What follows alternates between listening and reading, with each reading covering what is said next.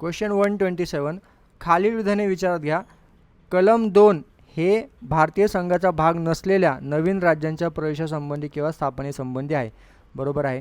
कलम 3 हे भारतीय संघाच्या अस्तित्वात असलेल्या राज्यांच्या स्थापनेसंबंधी अथवा त्यातील बदलांसंबंधी आहे. बरोबर आहे. सी भारतीय संसदेने राज्याचे क्षेत्रफळ, नाव, सीमा यामध्ये केलेले बदल संबंधित राज्य विधिमंडळास नाकारण्याचा अधिकार आहे का? तर नाही. असं केलं असतं तर मग कोणी ऐकून घेतलं नसतं नाही का, जम्मू काश्मीरने असं. त्याच्यामुळं सी रॉंग आहे. डी राज्याच्या सीमेसंदर्भातील राज्य विधिमंडळाने केलेल्या सूचनांचे शिफारशींचे पालन करणे भारतीय संसद बंधनकारक आहे. काय संबंध नाही. ओके, इकडं बंधनकारक नाही. सगळी पावर तुमच्या पार्लमेंटला आहे. ओके, ते म्हणतील ते पूर्व दिशा या बाबतीत. 128 गोहत्या प्रतिबंध. आता याचं काय एक्सप्लेनेशन त्याची गरज नाही. गोहत्या प्रतिबंध कलम 48. ग्रामपंचायतीचे संघटन कलम 40. राष्ट्रीय स्मारकांचे संरक्षण कलम 49. कार्यपालिकेपासून न्यायालयाची पृथक्कता कलम 50. 129 खालील बाबींचा योग्य क्रम लावा. मूलभूत कर्तव्य बघा आता. राष्ट्रध्वज व राष्ट्रगीताचा सन्मान हे कशामध्ये येईल तुमचं? हे ए मध्ये येईल. ओके, फर्स्टवालं. वैज्ञानिक दृष्टिकोन व मानवतावादाचा विकास करणे हे कशामध्ये येते तुमचं? एचमध्ये. मानवतावाद नाही का, ह्युमॅनिझमचा एच. नैसर्गिक पर्यावरणाचे रक्षण हे जी म्हणजे पर्यावरण म्हणजे ग्रीन नाही का. आणि राष्ट्राची सेवा करणे डी म्हणजे काय? Defend country. डी म्हणजे डिफेंड कंट्री. सो तुमचं ए डी सी बी येईल. ओके, हा आधी येईल. महा म्हणजे अल्फाबेटिकली ऑर्डर म्हणजे क्रम जो दिला आहे आपल्याला A B C D E F G H J काय असेल ते. 130 खालील कोणती विधाने बरोबर आहेत? देवनागरी लिपीत लिहिलेली हिंदी ही केंद्राची म्हणजे भाषा आहे. बरोबर आहे का हे? सो बरोबर आहे. भारतात राष्ट्रीय भाषा नाही. बरोबर आहे. सध्या 8व्या अनुसूचीमध्ये हिंदी इंग्रजीसह आता हिंदी आहे पण इंग्लिश नाही आहे. सो आणि 22 बरोबर आहे. हिंदी पण बरोबर आहे पण इंग्रजी नाही आहे. त्याच्यामुळे सी रॉंग झालं. डी 2011च्या जनगणनेनुसार भारतात सर्वाधिक बोलल्या जाणाऱ्या 3 भाषा म्हणजे पहिली हिंदी, मग बंगाली आणि मग तमिळ. ॲक्च्युली पहिल्या हिंदी बेंगोली बरोबर दिले पण तिसरी जी आहे ती मराठी आहे आपली, तमिळ नाही आहे. त्याच्यामुळे इकडं डी रॉंग झाला. फक्त ए आणि बी करेक्ट. हे बघा हा क्रम. हिंदी आहे, मग बेंगोली आहे आणि मग मराठी आहे. त्याच्या खाली लगेच मग तेलुगू आहे. 131 अयोग्य कथन ओळखा. भारताचा निवडणूक आयोग ही एक स्थायी संवैधानिक संस्था आहे. निवडणूक आयोगाची स्थापना 25 जानेवारी 1950 रोजी झाली. 16 ऑक्टोबर 1990 रोजी पहिल्यांदा 2 अतिरिक्त आयुक्त भारतीय निवडणूक आयोगात नेमण्यात आले. आता ही डेट काय आहे? 16 ऑक्टोबर बरोबर आहे. इथं त्यांनी इयर चुकवलं, 1989 आहे. सो 3 रॉंग झालं. हे बघा. For the first time 2 additional commissioners were appointed on 16 October 1989 but they had a very short tenure. कधीपर्यंत? 1 जानेवारी 1990 पर्यंत. लेटर ऑन 1 ऑक्टोबर 1993 परत एकदा मग 2 ॲडिशनल कमिशनर नेमण्यात आले होते. सो डेट लक्षात ठेवा. 16 ऑक्टोबर काय आहे तर 1989 आहे, 90 नाही आहे. आणि परत पुढची डेट विचारू शकतात. 1 ऑक्टोबर 1993. मुख्य निवडणूक आयुक्ताची नेमणूक राष्ट्रपती करतो. बरोबर आहे. 132 अयोग्य कथन ओळखा. पहिल्या लोकसेवा आयोगाची स्थापना 1 ऑक्टोबर 1926 रोजी झालेली आहे. सो बरोबर आहे. भारतीय संविधानाच्या कलम 311 नुसार संघ लोकसेवा आयोगाला 1 अध्यक्ष व 10 सदस्य राहतील. सो काय सांगितलं इथं कलम 311 मध्ये बघा. संघराज्य किंवा राज्याअंतर्गत नागरी पदावर नियुक्त केलेल्या व्यक्तींना बडतर्फ करणे, काढून टाकणे किंवा पदामध्ये घट करणे हे कलम 311 मध्ये सांगितलेलं आहे. ओके, ही प्रोव्हिजन नाही आहे त्याच्यामुळे हे रॉंग झालं. ओके, आणि ही जी प्रोव्हिजन म्हणतात ती कशात आहे तर कलम 316 मध्ये. हे किती खाली दिले. कलम 316 सदस्यांची नियुक्ती व पदावधी. लोकसेवा आयोगाचे अध्यक्ष आणि इतर सदस्यांची नियुक्ती केंद्रीय आयोग किंवा संयुक्त आयोगाच्या बाबतीत राष्ट्रपती आणि राज्य आयोगाच्या बाबतीत राज्यपाल करतील. तर कलम 316ची तरतूद आहे. 311 मध्ये हे सांगितलेलं आहे. सी संघ लोकसेवा आयोगाच्या अध्यक्षाच्या सेवा शर्ती या संघ लोकसेवा आयोग 1969 नुसार ठरवल्या जातात. सो सी बरोबर आहे. 133 अयोग्य कथन ओळखा. राष्ट्रीय मानवी हक्क आयोगाची स्थापना ऑक्टोबर 1953 मध्ये झाली. बरोबर आहे. राष्ट्रीय मानवी हक्क आयोगाच्या अध्यक्षाची नियुक्ती राष्ट्रपतीद्वारे केली जाते. बरोबर आहे. मानवी हक्क संरक्षण कायद्यानुसार तक्रारीची चौकशी करताना दिवाणी न्यायालयाचे सर्व अधिकार राष्ट्रीय मानवी हक्क आयोगाला असतील. बरोबर आहे. मानवी हक्क संरक्षण कायदा 1993च्या कलम 30मध्ये राष्ट्रीय मानवी हक्क आयोगाची आर्थिक स्वायत्तता स्पष्ट केली. सो कलम 32मध्ये सांगितले, 30मध्ये नाही सांगितले. आणि कलम 30मध्ये काय सांगितलं तर मानवी हक्क न्यायालयाबद्दल सांगितलेलं आहे. 134 राष्ट्रीय महिला आयोग तक्रारीकडे लक्ष देते व स्वतः प्रकरणाची दखल घेते. Suo motu. त्या अशा बाबतीत म्हणजे कोणत्या बाबतीमध्ये ते स्वतः दखल घेतील? पहिले किंवा महिला हक्कापासून वंचित ठेवणे असं काय झालं तर ते दखल घेतील. महिलांच्या संरक्षणासाठी केलेल्या कायद्याची अंमलबजावणी न करणे तेव्हा दखल घेतील. घटनात्मक तरतुदीचे उल्लंघन केली कोणी तर तेव्हा दखल घेतील. आणि डी जे आहे सॉरी सीला नाही घेणार, ते घटनात्मक तरतुदीच्या वेळी नाही घेणार.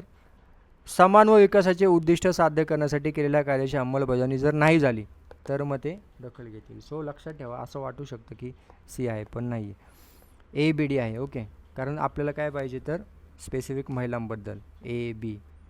ओके, समानता विकासाचे उद्दिष्ट. सो इथं पण महिलांबद्दलच आहे. इथं घटनात्मक तरतुदी मग कोणत्या पण येतील ना, असं नाही की फक्त महिलांबद्दल. So NCW looks into the complaints and takes suo moto notice of matters relating to deprivation of women's rights and non-implementation of laws enacted to provide protection to women. 134. 135 अयोग्य कथन ओळखा. केंद्र राज्य संबंधात 1983 मध्ये केंद्र सरकारने त्रिसदस्यीय आयोग नेमला होता. बरोबर. सरकार या सर्वोच्च न्यायालयाचे सेवानिवृत्त न्यायाधीश आयोगाचे अध्यक्ष होते. बरोबर आहे. आयोगाने ऑक्टोबर 1986 मध्ये आपला अहवाल सादर केला. सर काय ते जानेवारी 1988, म्हणजे मंथ पण रॉंग दिलं आणि इयर पण रॉंग दिलं. बी शिवरामन व डॉक्टर SR सेन आयोगाचे सदस्य होते. बरोबर आहे. 136 सर्वोच्च न्यायालयाला भारतीय संविधानाच्या कोणत्या अनुच्छेदानुसार स्वतःच्या निर्णयाचे व आदेशाचे पुनरावलोकन करण्याचा अधिकार आहे? सो आहे तुमचं कलम आहे 137, ज्याला आपण म्हणतो review, power to review its own judgement and orders, article 137. 135 काय आहे? Jurisdiction and powers of federal court under existing law to be exercisable by the supreme court. 132 काय आहे? सर्वोच्च न्यायालयाचे अपिली अधिकार क्षेत्र, appellate jurisdiction of the supreme court. 130 कलम 130 सर्वोच्च न्यायालयाचे स्थान म्हणजे सीट ऑफ सुप्रीम कोर्ट कुठे की बाबा दिल्लीला. 137 मूलभूत कर्तव्यांच्या संदर्भात कोणते कथन असंगत आहेत? मूळ संविधानात मूलभूत कर्तव्यांची तरतूद होती का? नाही. आपले 42nd अमेंडमेंटने आलेली आहे ती. तो उडला, तिथेच उत्तर आलं तुमचं. असंगत विचारलं.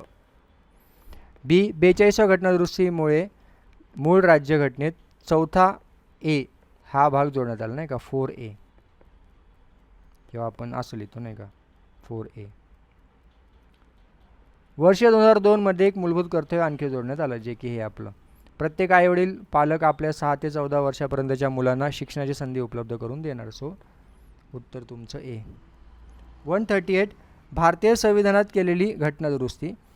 10वी घटनादुरुस्ती दादरा नगर हवेली भारतीय संघराज्यात समाविष्ट. आता हे आपल्याला राज्यसभा एप्रिलला 2024 मध्ये पण विचारलं होतं ही घटनादुरुस्ती 10वी. बरोबर आहे. 12वी घटनादुरुस्ती गोवा दमण आणि दीव भारतीय संघराज्यात एकीकृत. बरोबर आहे. 15वी घटनादुरुस्ती उच्च न्यायालयाच्या न्यायाधीशांचा कार्यकाळ 60 वरून 62. बरोबर आहे.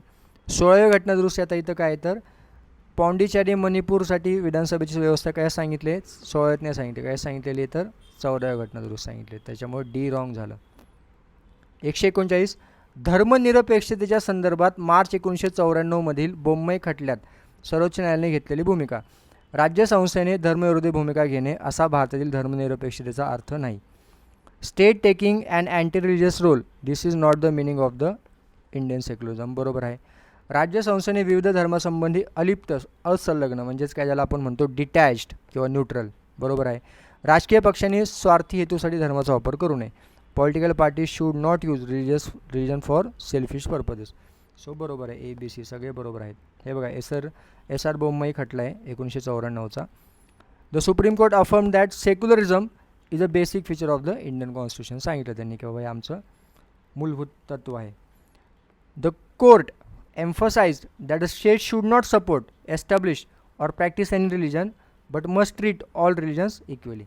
सगळ्यांना इक्वल ट्रीट करा आणि तुम्ही काय स्वतःचं काय असं काय स्टेटने ॲज अ राज्याने कोणता धर्म वगैरे फॉलो करायचा नाही. Secularism according to the court ensures both individual freedom of conscience and religion and the separation of the religion and the state power.